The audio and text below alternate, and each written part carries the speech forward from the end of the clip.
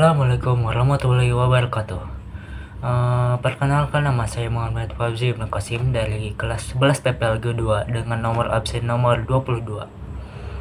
Kali ini saya akan membahas tentang sebuah novel yang menurutku unik dan penuh makna. Judulnya itu Kedai 1002 Mimpi.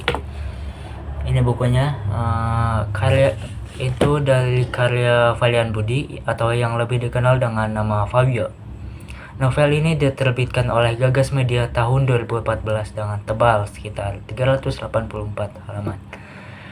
Kenapa sih novel ini menarik? Karena ceritanya itu diambil dari pengalaman nyata penulis saat tinggal di Tiongkok. Jadi bukan hanya sekadar cerita fiksi saja, tapi ada potongan realita hidup yang dia tuangkan dengan cara sederhana, hangat, dan penuh makna. Novel ini juga bercerita tentang seorang penulis yang merantau lalu akhirnya bekerja di sebuah warung kecil bernama Warung Ngebul. Dari tempat sederhana itu, lahir banyak sekali kisah tentang persahabatan, perjuangan hidup, sampai mimpi-mimpi besar yang kadang terasa mustahil. Ada juga tokoh-tokoh unik dengan cerita mereka masing-masing, kadang yang bikin kita tertawa, kadang juga bikin kita merenung dalam.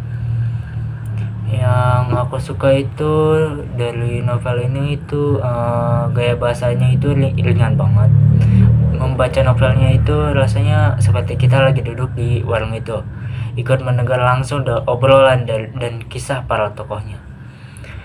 Temanya juga dekat dengan kita semua, tentang mimpi, tentang kenyataan hidup, dan bagaimana kita menyikapinya.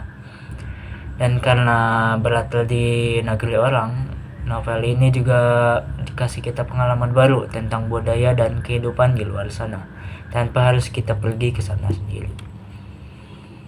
Ya, kalau bicara kekurangannya, mungkin ada beberapa bagian yang terasa agak lambat, bahkan sedikit bertele-tele. Jadi kayak bolak-balik. Jadi pembuat baca yang suka cerita cepat dan padat bisa jadi agak bosan di beberapa bagian, karena sering basa-basi saja. Tapi menurutku itu wajar lah, karena memang fokus utama novel ini bukan di plot yang cepat, melainkan di makna kehidupan yang ingin disampaikan. Novel Kedai 1002 Mimpi ini adalah novel yang cocok banget buat kamu yang lagi cari bacaan ringan tapi tetap penuh pesan kehidupan. Novel ini bisa jadi teman baik buat kamu yang suka cerita perjalanan, mimpi, dan arti persahabatan.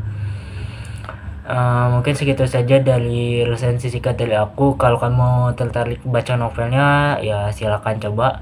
Siapa tahu kamu bisa nemuin inspirasi baru.